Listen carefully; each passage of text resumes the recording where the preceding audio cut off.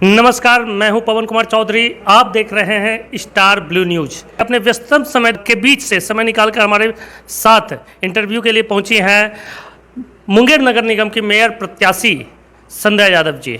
चंद सवाल इनसे पूछेंगे कि मुंगेर नगर निगम के विकास को लेकर इनकी ओर से क्या प्लानिंग है। और जिस तरह से नगर निगम चुनाव को लेकर जो घोषणाएं हो चुकी है और इस बीच जिस तरह से राजनीति तेज हो चुकी है और सभी दावेदार और संभावित प्रत्याशी जो है अपने अपने मैनिफेस्टो जारी कर रही है। मुंगेर नगर निगम को लेकर जो मैनिफेस्टो जारी होती है तो जनता हित में किस तरह से मैनिफेस्टो बनता है, इनके द्वारा भी जो मैनिफेस्टो जारी किए गए हैं, मैनिफेस्टो जो है लोक लुभावन नज़र आ रहे हैं। जो घोषणाएं की जा रही है उन सभी घोषणाओं को किस तरह से पूरा किया जा सकता है, इस पर हम आज इनसे चर्चा करेंगे। संध्या जी हमारे साथ स्वागत है, बने रहने के लिए। संध्या जी, आपके द्वारा भी कई दावे किए गए हैं, कई घोषणाएं की जाती हैं, लेकिन उन घोषणाओं पर अमल नहीं किया जाता है। जो सामान्य से भी जो जनता से जुड़े मुद्दे होते हैं, चाहे वो स्वास्थ्य को लेकर, रोजगार को लेकर, शिक्षा को लेकर, सड़क नाली सफाई, इन सभी मुद्दों पर जिस तरह से बात की जाती है, लेकिन धरातल पर यह सब कुछ नज़र नहीं आता है। और आप जो इससे अलग हटकर सभी प्रत्याशियों से, संभावित प्रत्याशियों से अलग हटकर कई अन्य भी दावे कर रहे हैं, तो इन सब पर अमल कर पाना, धरातल पर इसे लागू कर पाना कितना कठिन होगा? क्या लगता है कि कितना उसके लिए तैयार हैं आप? जी धन्यवाद पवन जी। और कुछ भी कठिन नहीं है, कहता है कि कुछ भी नहीं है मुश्किल अगर ठान लीजिए। करने की अगर चाहत होती है तो इंसान बहुत कार्य कर सकता है, और कार्य तब करेगा जब पता होगा कि मुझे क्या क्या करना है, मेरा क्या विज़न होना चाहिए हमारे शहर के लिए। क्योंकि हम लोग यहाँ जन्मे, पढ़े बढ़े, शिक्षा ग्रहण किया, तो अपने शहर के लिए हम क्या क्या कर सकते हैं, क्या क्या होना चाहिए, ये सबसे बड़ी चीज़ है कि लोग समझ ही नहीं पाते हैं कि हमको क्या करना है। तो मुझे नहीं लगता कि मैंने जो मैनिफेस्टो जनता के बीच पेश किया है उसमें से कुछ भी ऐसा कार्य है जो कि नहीं कर सकते हैं एक मेयर के पद पर होने के बावजूद। मुझे लगता है कि जितना भी मैंने स्टडी किया है इस बारे में, तो ये सारे काम जो है एक मेयर के अधिकार के अंदर है और ये काम हम जरूर करेंगे। आपने कहा कि अधिकार क्षेत्र में है, लेकिन फिर भी जो वायदे होते हैं उस पर अमल नहीं कर पाते। इसके पीछे क्या वजह लगती है कि वो जो घोषणा वो करते हैं चुनाव से पहले, उसके बाद उनमें जो इच्छा शक्ति है, क्या इच्छा शक्ति की कमी माना जाए जो उन वायदों पर 100% खड़े नहीं उतर पाते हैं? देखिए, अभी तक जो भी नगर निगम का चुनाव हो रहा था वो इनडायरेक्टली कहीं एक जनता नहीं कर रही थी, वार्ड को चुनती थी, और वार्ड अपने पसंद से या जिस विधि से वो चुनते हैं उस पर ज़्यादा विशेष टिप्पणी नहीं करना चाहूँगी, क्योंकि जनता खुद समझदार है, हर चीज़ को समझ रही है। मेरे बार बार बोलने से ऐसा नहीं कि कुछ बदल जाएगा। तो जिस तरह से मेयर का चुनाव होता था, हर लोग वाकिफ़ हैं इस चीज़ से, तो उनका जुड़ाव जो है जनता से कभी नहीं होता था। वो अपने वार्ड कमिश्नर तक ही सीमित रहते थे, और वार्ड कमिश्नर को बस इंस्ट्रक्शन दिया जाता था या कि नहीं ये तो वही बता पाएंगे, और अगर दिया जाता तो ज़रूर करते। हमको तो लगता है कि इंस्ट्रक्शन भी उनको सही से नहीं मिलता होगा कि वार्ड में क्या क्या चीज़ होनी चाहिए। सबसे बड़ी बात है क्या कि जितने भी इस पद पर विराजमान हुए जितने भी लोग, मुझे लगता है कि उनको इसकी जानकारी नहीं थी कि मुंगेर का मेयर या कोई भी नगर निगम का मेयर क्या क्या कर सकता है। तो सबसे बड़ी चीज़ है कि जानना ज़रूरी है कि हम क्या क्या काम करेंगे। और एक दूसरी है कि इनकी इच्छा भी नहीं थी, इनको लगता था कि वार्ड कमिश्नर हमको वोट करता है, बस हम वहाँ तक ही सीमित रहें। जनता को क्या कष्ट हो रहा है, क्या दिक्कत हो रहा है, इससे हमको क्या मतलब, वो वार्ड कमिश्नर समझेगा, क्योंकि जनता तो उनको वोट देकर चुनाव जिता रही है, जो भी कर रही है। इसलिए कभी उनका जुड़ाव जो है आम जनता से नहीं हुआ। और जब आप आम जनता से नहीं जुड़िएगा तब तक जो है कि आप समझिएगा कैसे कि उसको क्या चीज़ का ज़रूरत है। हम जब भी अपने क्षेत्र में जहाँ अभी घूमने हम जा रहे हैं, जनसंपर्क कर रहे हैं, किसी भी मेयर, किसी भी चेयरमैन का नाम भी नहीं जानते हैं आम जनता। और कहते हैं क्या, हम जब हम नाम नहीं जानते, कभी आया नहीं हमारे मोहल्ले में, तो हम काम क्या करेगा। सोचिए कि राशन के लिए लोग जो है रोने लगते हैं कि पैसा ले लेता है, राशन कार्ड नहीं बनता है मेरा, वृद्धा पेंशन का सब रुका हुआ है, उस पर भी कोई काम नहीं होता है, इंदिरा आवास नहीं मिलता है। तो ये सब बुनियादी चीज़ें भी जहाँ जनता को नहीं मिल पा रही है, तो उन लोगों के पास अगर हम ये मैनिफेस्टो रखते हैं तो उनको तो बड़ा आश्चर्य होगा ही कि जब बुनियादी चीज़ें नहीं मिल पा रही थी अभी तक के मेयर से, और आज इतनी बड़ी बड़ी बातें और बड़ा बड़ा उद्देश्य और विजन लेकर हम आ रहे हैं, तो सबको बड़ा आश्चर्य हो रहा है इस जानकर। कुछ लोग तो पूछते हैं कि क्या ये सब मेयर के अधिकार क्षेत्र में आते हैं, क्या ये मेयर कर सकता है।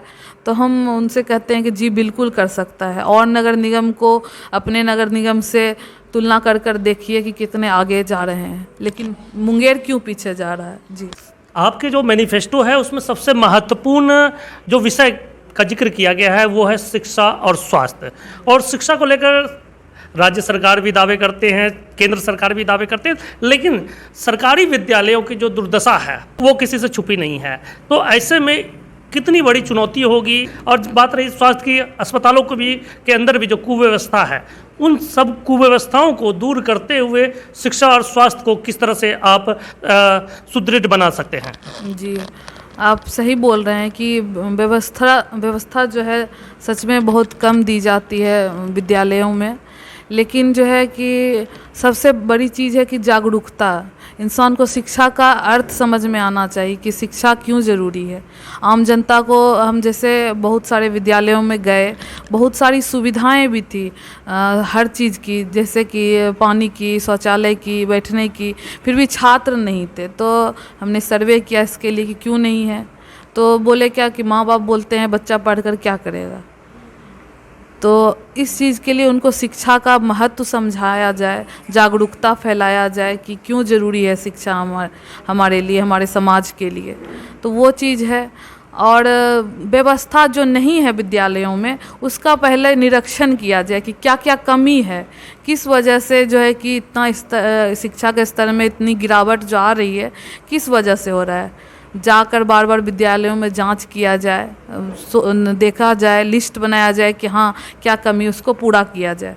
और सरकारी अस्पतालों में जैसे कि हमारे मुंगेर सदर में ही जितने भी लोग जाते हैं, एक छोटी सी बीमारी के लिए भी जाते हैं तो उनको कभी भागलपुर, कभी पटना रेफ़र कर दिया जाता है।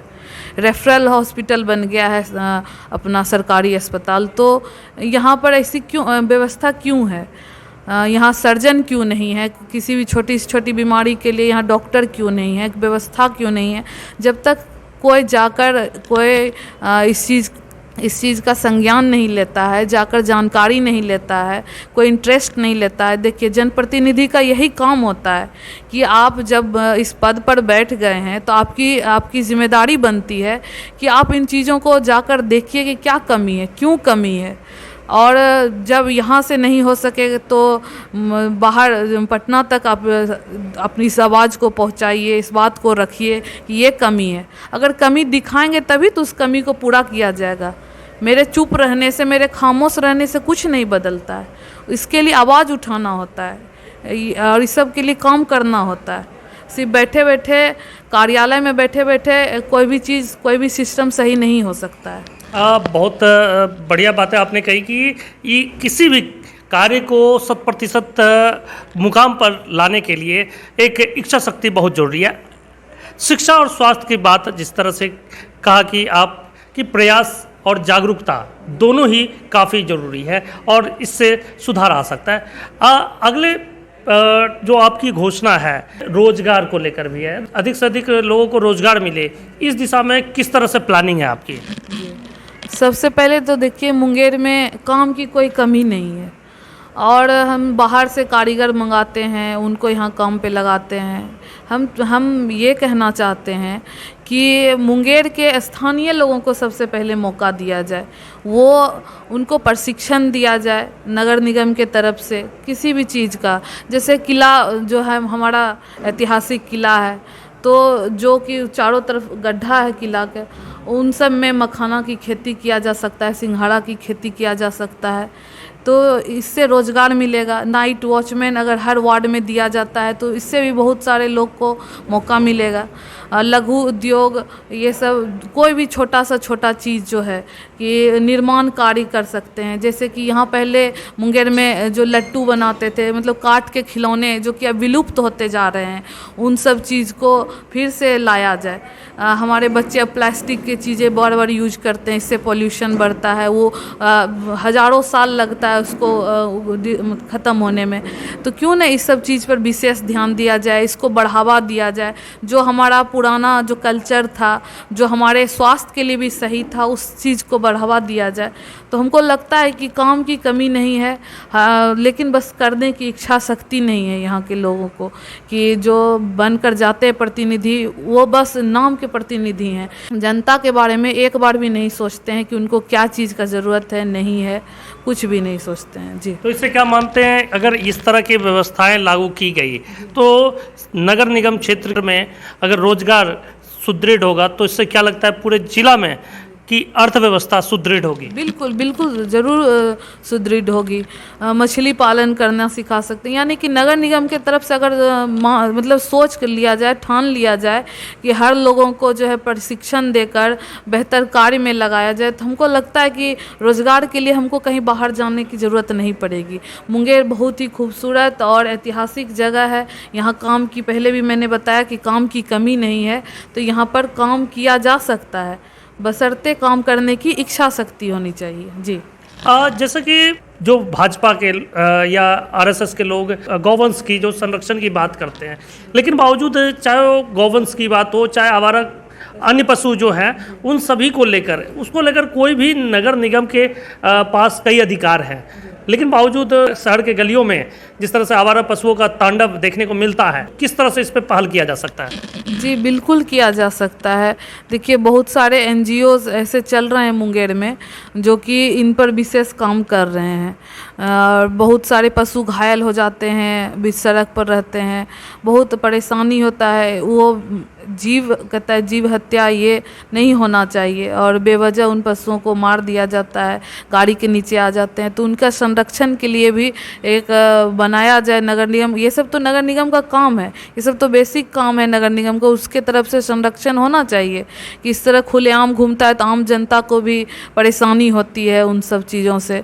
तो हमको लगता है इस पर काम करने की ज़रूरत है, और काम किया जाएगा भी। जी, मुंगेर जो कि ऐतिहासिक शहर है और ये काफ़ी पुराना होने की वजह से यहाँ की जो सड़कें हैं काफ़ी सकड़ी हैं, और जो फुटपाथ की दुकानें हैं उसकी वजह से जो सड़क जाम की स्थितियाँ बनी रहती है। तो बार बार अतिक्रमण हटाओ अभियान चलाया जाता है, परंतु स्थितियां जस की तस बनी रहती हैं। लोगों को सड़कों पर चलने में काफ़ी परेशानी और ख़ास करके बड़े वाहनों को काफ़ी दिक्कत होती है। तो ऐसे में इसको चाहे वो अतिक्रमण हटाकर उन लोगों को जो फुटपाथ पे विक्रेता हैं, फुटकर विक्रेता हैं, उन लोगों के दुकानों का मैनेजमेंट, इन सभी पर किस तरह से, क्योंकि आज देख रहे हैं कि सब्जी मंडी भी शहर से दूर जा चुका है, तो इसको मैनेजमेंट अगर किया जा सकता है नगर निगम के द्वारा, तो इसको लेकर क्या प्लानिंग है आपके? जी बिल्कुल, जाम तो सच में बहुत लगा रहता है। हम लोग शाम को अगर निकल जाएं तो एक नंबर ट्रैफिक से, या फिर पूरे शहर की स्थिति कहिए ना, ये सिर्फ एक नंबर ट्रैफिक की स्थिति नहीं है, पूरे शहर में जाम का सिस्टम है। सबसे पहले ये है कि कोई भी रूट निर्धारित नहीं किया गया है। छोटे वाहन, बड़े वाहन सब आ जा रहे हैं, कोई ये नहीं कि सिर्फ इधर से आ सकता है, जा सकता है, मतलब जैसे तैसे जिसको जैसे मन है उस तरह से चलाया जाता है। तो पहले एक रूट सिस्टम बनाया जाए कि किधर से कौन सी गाड़ी चलेगी। दूसरा चीज़ है कि फुटपाथ है उसको ग्रिलिंग सबसे पहले किया जाए, ठीक, और उसके बाद पार्किंग की ज़रूरत है मुंगेर को, कि भीड़ भाड़ व्यावसायिक इलाकों में कम से कम पार्किंग की व्यवस्था अगर कर दी जाती है तो लोग जो है अपने वाहन को सड़क के दोनों साइड खड़े नहीं करेंगे। खड़े करने के बाद जो है जगह बहुत कम पड़ जाती है कि बड़े वाहन उधर से गुजर सके, और लोगों का गुजरना भी उस होकर ही होता है। तो इसलिए हमको लगता है कि पार्किंग बन जाए, ग्रिलिंग हो जाए तो जाम जो है, और जैसे आपने कहा कि फुटकर विक्रेता, तो वेंडिंग जोन जितने भी नगर निगम के अंदर हैं वेंडिंग जोन्स, उनको उनकी साफ़ सफाई कराकर, उन जगहों की साफ़ सफाई कराकर वहाँ समुचित व्यवस्था दी जाए। जितने भी विक्रेता फुटकर हैं वो सब वहाँ जाकर दुकान लगाएं, तो इससे भी जाम की समस्या से निजात होगा और अतिक्रमण हटाने के चक्कर में जो आम गरीब लोगों के पेट पर प्रहार होता है ये सब भी नहीं होगा। क्योंकि देखिए गरीब तबके के लोग हैं, वो चाहते हैं कि अपने शहर में दो पैसे कमाकर अपना पेट भरें, अपने परिवार का पेट भरें, तो उनके लिए भी सोचना ज़रूरी है। क्योंकि वो लोग भी वोट करते हैं, वो लोग भी यहाँ के जनता हैं, उनका भी उतना ही हक बनता है जितना कि आम लोगों का बनता है। तो उनको भी एक व्यवस्था हम अपने तरफ से, नगर निगम की तरफ से देना चाहेंगे। जी, स्वच्छता की बात करते हैं तो उसमें एक महत्वपूर्ण कड़ी आता है कि शौचालय जो मुख्य मार्गों पर या मुख्य कई महत्वपूर्ण जगहों पर जो शौचालय की व्यवस्था होनी चाहिए, खास करके जो हमारी महिलाएं हैं, माता बहनें हैं, वो जब मार्केटिंग के लिए आती हैं तो उन लोगों को कुछ महत्वपूर्ण जगहों पर जो शौचालय की व्यवस्था नहीं है उसके कारण उन लोगों को काफ़ी परेशानी का सामना करना पड़ता है। इन सभी विषयों पर तो बात होती है लेकिन अब तक इस दिशा में कोई पहल नहीं की गई है, तो इस दिशा में आपकी क्या प्लानिंग है? जी, परेशानी तो बहुत होती है क्योंकि हम लोग भी त्यौहार के दौरान जो है मार्केट आते हैं, बाज़ार करते हैं, तो बहुत परेशानी होती है। सिर्फ महिलाओं को नहीं, जितने भी लोग, जितने भी पुरुष भी जितने भी आते हैं उनको भी परेशानी होती है। तो दोनों के लिए अलग अलग समुचित व्यवस्था, महिलाओं के लिए पिंक टॉयलेट का निर्माण कराना चाहिए, शौचालय की तो व्यवस्था करनी ही चाहिए। साथ साथ पानी की भी इतनी समस्या होती है, लोग जो है ख़रीद कर पानी पीते हैं। हम लोग हैं चलिए जाते हैं ख़रीद लेते हैं, लेकिन आप कभी उन लोगों के बारे में सोचिए जो मुश्किल से दिन भर मेहनत करके कमाते हैं और वो लोग कैसे पानी पिएंगे। तो उनके बारे में भी तो दोनों चीज़ होना चाहिए, पेयजल की भी व्यवस्था की जानी चाहिए और शौचालय की भी, जितने भी प्रमुख स्थान है शहर में वहाँ पर शौचालय की भी व्यवस्था होनी चाहिए। आपने शौचालय और पेयजल को लेकर जो अपनी बातें रखी, स्वच्छता का ही एक और पार्ट है कि कचरा, जो घरों से निकलने वाला कचरा, उसको लेकर भी सूखा कचरा और गीला कचरा को लेकर कचरा मैनेजमेंट की बात, प्रबंधन की बात की जाती है। डंपिंग जोन भी निर्धारित किए जाते हैं, लेकिन कचरा प्रबंधन को लेकर सरकार के दावे या नगर निकायों के द्वारा जो दावे किए जाते हैं लेकिन वो धरातल पर नज़र नहीं आते हैं। और उसमें कचराओं में आपने जो कहा कि उसको इस तरह से मैनेजमेंट किया जाए कि उससे स्क्रैप को व्यवस्थित किया जा सकता है, क्या ये धरातल पर लागू किया जा सकता है? देखिए, सबसे पहली बात है क्या कि कचरा उठाने के लिए सही समय पर जो है लोग नहीं आते हैं, और जो है कि जब गीला कचरा और सूखा कचरा अलग अलग देने की बात, हर जगह इसके प्रशिक्षण दिया जाता है कि जब भी आप किसी घर से कूड़ा कलेक्ट कर रहे हैं तो गीला कचरा अलग लीजिए, क्योंकि गीले कचरे से बायोगैस तैयार हो सकता है और भी यूज़ में उसको लाया जा सकता है, खाद बनाया जा सकता है, जैविक खाद बनाया जा सकता है। स्क्रैप से इतनी कमाई होती है, इतना रेवेन्यू जनरेट होता है नगर निगम को, लेकिन हमको लगता है इस सब विषय में वो लोग सोचते भी नहीं होंगे कि इन सब चीज़ के बारे में भी व्यवस्था सही से होनी चाहिए। क्योंकि हम लोग भी नगर निगम में ही रह रहे हैं और हमारा घर भी है, लेकिन इन सब पर विफल है नगर निगम, इसके बारे में बिल्कुल नहीं सोचते हैं वो लोग कि इस पर कैसे काम किया जाए। लेकिन हम लोग इस पर विशेष काम करेंगे, हम लोग को मौका मिलता है तो हमारी पूरी टीम जो है कि मुंगेर के लिए बहुत अच्छा सोच रही है, बहुत अच्छा विकल्प लेकर आ रही है। तो अगर मौका मिलता है तो इन सब चीज़ों पर बहुत विशेष काम होगा। जी, अब मुंगेर जो कि भारत के नक्शे पे एक महत्वपूर्ण स्थान रखता है और जिस तरह से मुंगेर को लेकर, चाहे वो योग नगरी के नाम से जाना जाए या राजा कर्ण के नाम से भी इसे जाना जाता है, तो कहीं ना कहीं ऐतिहासिक शहर रहा है मुंगेर। और जिस तरह से ये इसकी सौंदर्यता होनी चाहिए, शहर में सौंदर्यता की जो कमी दिख रही है, तो उसके सौंदर्यीकरण को लेकर दावे सभी जनप्रतिनिधियों के द्वारा किया जाता है, लेकिन धरातल पर कुछ नज़र नहीं आता है। आज भी मुंगेर जो पहले भी जिस तरह से इसकी सुंदरता थी, वो सुंदरता आज कहीं ना कहीं घटी है, बढ़ी नहीं है। तो इसको किस तरह से सुंदरता बढ़ाने के लिए, सौंदर्यीकरण को लेकर क्या प्लानिंग है आपकी? पवन जी, आप इस बार जो बोल रहे हैं कि बहुत लोग दावा करते हैं, मैंने भी बहुत सारे चुनाव देखे हैं। मुझे नहीं लगता कोई दावा भी करते हैं इन चीज़ों का, या इन विषय के बारे में उन्होंने कभी सोचा भी होगा। मुंगेर का एक बहुत बड़ा स्वर्णिम इतिहास है। जितने भी प्रतिनिधि आज तक चुने गए इसको धूमिल ही करते रहे हैं। कोई मुंगेर के बारे में सोचकर चुनाव में आता ही नहीं है, जहाँ तक मुझे पता है व्यक्तिगत रूप से। हर लोग बस अपने लिए आते हैं कि हम खुद कैसे डेवलप हों। एक बार भी मुंगेर के बारे में सोचे होते तो मुंगेर की ये स्थिति नहीं होती। हमारा करण चौड़ा हो या मुंगेर का किला हो, घड़ी, हमको लगता है कि आप भी इस चीज़ के साक्षी होंगे कि घड़ी खराब है। क्या घड़ी ठीक होना नहीं चाहिए मुंगेर का? लेकिन नहीं, इस पर भी कोई काम नहीं होता है। विदेश से लोग आते हैं हमारा विश्वविद्यालय मुंगेर, लेकिन क्या छवि लेकर मुंगेर का वापस जाते होंगे? यही कचरा का ढेर। सही समय पर साफ सफाई नहीं होती है, क्योंकि इनका मैनेजमेंट ही गलत है कि सफाई किस तरह से होगी, उस पर कौन ध्यान रखेगा कि इसे नियमित रूप से झाड़ू लग रहा है, कचरा उठाया जा रहा है। नहीं, बस सब लोग सोए हुए हैं, बस भगवान भरोसे चल रहा है किसी तरह कि मुंगेर चल रहा है। वरना मुंगेर की स्थिति हमको लगता है कि अगर यही रही तो बहुत विकराल रूप आ जाएगा कि हम महामारी फैल जाएगी। अभी पर्व त्यौहार शुरू होने वाले हैं और जाके देखिए पूरे शहर की स्थिति, इतनी गंदगी है कि आपको चला भी नहीं जाएगा सड़क पर। हम लोग तो जाते हैं हर वार्ड, हर जगह जनसंपर्क करते हैं तो देखते हैं, इतना अजीब लगता है कि क्या इतनी गंदगी आप अपने घरों में रखते हैं? जब घर में नहीं रखते तो मुंगेर हमारा घर है, हम मुंगेर के सारे लोग हमारा परिवार है। इस तरह से क्यों नहीं सोचते हैं आप मुंगेर के बारे में? और जहाँ तक रहा कि मैंने क्या सोचा है मुंगेर के बारे में, तो जितने भी घाट हैं पहले तो उनका जीर्णोद्धार किया जाए, नवीनीकरण किया जाए, घाट पे बैरिकेडिंग किया जाए। बहुत सारी घटनाएं घट जाती हैं मुंगेर में, लोग डूब जाते हैं, कोई इसका ब्लेम लेने वाला नहीं है कि क्यों डूब गया। बस डूब गया, अपनी गलती से डूब गया। आपका किसी का जान आपके लिए कोई मायने नहीं रखता है। आप क्या कर रहे हैं? कुछ नहीं कर रहे हैं। सौंदर्यीकरण के लिए जितने भी पार्क हैं, उद्यान हैं, उसको संरक्षण दिया जाए, अच्छे से सजाया जाए और नए नए थीम पार्क बनाया जाए, ताकि जितने भी लोग हैं शनिवार रविवार समय मिलता है परिवार के साथ जाकर बैठकर शांति से 2 पल बिताएं। तो इस तरह का बनाया जाए और जो है जो ऐतिहासिक धरोहर है उसको संजोया जाए। देखते हैं दीवारों पर पोस्टर चिपका दिया जाता है, इतना गंदगी लगता है।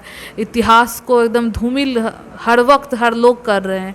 तो जागरूक किया जाए कि इस तरह का घटना को अंजाम मत दीजिए, मुंगेर की खूबसूरती पर दाग मत लगाइए।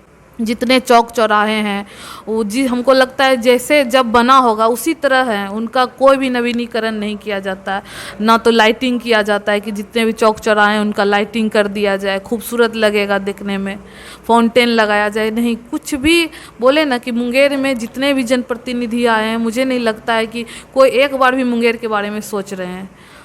तो जनता सब समझ रही है।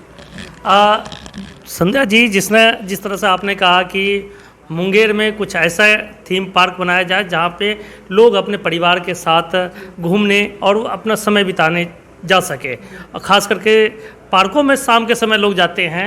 लेकिन मुंगेर का जो पिछले कुछ दशकों में जो आपराधिक इतिहास रहा है, महिलाओं को शाम में घर से बाहर निकलना मुश्किल माना जाता था। अब धीरे धीरे स्थितियाँ सुधर रही है, लेकिन फिर भी आज भी स्थितियाँ कुछ जगहों पे ऐसी देखने को मिलेगी। भय के साए में भी लोग जीने के आज भी मजबूर है। कहीं ना कहीं इसके पीछे अपराध वजह है। अपराध मुक्त हो या भय मुक्त शहर बनाने के लिए किस तरह के महत्वपूर्ण कदम उठाए जाने चाहिए? जी, सबसे देखिए महत्वपूर्ण चीज़ है कि मुंगेर में जो है ना कि लाइट की व्यवस्था भी नहीं है, अंधेरा व्याप्त रहता है। शाम होते के साथ लोग घर से निकलना नहीं चाहते हैं। क्या पता अंधेरे में असामाजिक तत्व होंगे, क्या करेंगे, क्या उठपटांग काम करेंगे। तो इस चीज़ के लिए भय लगता है सब लोगों को घर से निकलने में। अगर हर जगह स्ट्रीट लाइट लगा दिया जाए, CCTV कैमरा हो, उस पर मतलब निगरानी हमेशा प्रशासन की रहे, तो भय मुक्त जो है मुंगेर बन सकता है, अपराध मुक्त बन सकता है। इस पर पहल करने की ज़रूरत है कि किस तरह से किया जाए। हम भी निकलते हैं शाम को अगर टहलने के लिए तो इतना लाइट कम रहता है, कहीं कहीं इक्का दुक्का मिलता है लाइट, इस तरह का है। मुंगेर बोले ना कि मुंगेर पूरे तरह से एकदम अस्तित्व खोता जा रहा है। तो इस सब चीज़ पर काम करेंगे। आप लोग के द्वारा जो भी हमको इंस्ट्रक्शन मिलेगा, जनता से सलाह और सुझाव के जरिए बेहतर काम करके दिखाएंगे। तो मौका बस दिया जाए। संध्या जी, आप स्वयं भी महिला हैं और महिलाओं के सशक्तिकरण को लेकर क्या आपकी प्लानिंग है? जी, नगर निगम की जितनी भी महिला हैं, युवा हैं, युवतियां हैं, उनको कला और संस्कृति में प्रशिक्षण दिया जाए। और महिलाएं पहले से भी कला क्षेत्र में बहुत ही हुनर रखती हैं, उनके प्रतिभा का सम्मान किया जाए, वो उनको प्रशिक्षण दिया जाए, इस क्षेत्र में बढ़ावा दिया जाए, ताकि जो है कि जो भी वो बनाती हैं कलाकृतियाँ हैं, हस्तकला जो भी है, उनको जो है सम्मान जब मिलेगा, या फिर वो एक बिजनेस के तौर पर भी कि मुंगेर के लोकल लोग ये बना रहे हैं, हैंडमेड चीज़ बहुत ही प्रचलन में है, अभी हर लोग पसंद करते हैं। तो इन सब चीज़ पर अगर काम किया जाए तो लगता है कि महिलाओं को सशक्त होने से कोई नहीं रोक सकता है। जी, मुंगेर जो पुराना शहर है, ऐतिहासिक शहर है, और मनोरंजन के साधन जो होने चाहिए थे धीरे धीरे वो समाप्ति की ओर चला गया। एक सिनेमा हॉल भी नहीं है, पार्कों में भी सही व्यवस्थाएं नहीं है, तो मनोरंजन के साधन यहाँ के लोगों को नहीं मिल पाते हैं। तो इस दिशा में भी क्या मैनिफेस्टो में कोई प्लानिंग है क्या? जी बिल्कुल। सबसे पहले तो मनोरंजन के लिए हमने सोचा है कि पहले भी चलता था नौका विहार। हमारे पास गंगा है, हमारे शहर को छूकर गुजरती है, तो नौका विहार सबसे अच्छा मनोरंजन की दृष्टि से ये इस पर काम किया जाना चाहिए। जितने भी सिनेमा हॉल्स हैं, जो भी टैक्सेस अगर गिर गए हैं, उन सब को माफ़ करके एक बार फिर से उनको ओपन किया जाए। यहाँ के सारे युवा जो हैं बाहर अलग ज़िला में जाते हैं सिनेमा देखने के लिए, अगर यहाँ रहता है तो यहाँ रेवेन्यू जनरेट होगा, नगर निगम को रेवेन्यू मिलेगा। तो इस सब चीज़ों पर भी काम करने की ज़रूरत है। जी, आज गरीब बच्चे जो कि पुस्तक नहीं खरीद पाते हैं, उन लोगों के लिए एक पुस्तकालय की आवश्यकता है।